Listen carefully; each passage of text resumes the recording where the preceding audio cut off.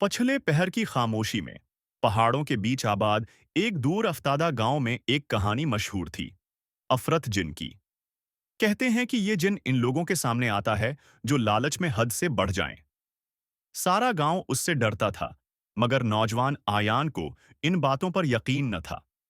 एक दिन उसे जंगल में एक चमकता हुआ पत्थर मिला। जैसे ही उसने उसे उठाया, फजा में ठंडक फैल गई। धीरे धीरे एक कद आवर साया उसके सामने नमूदार हुआ।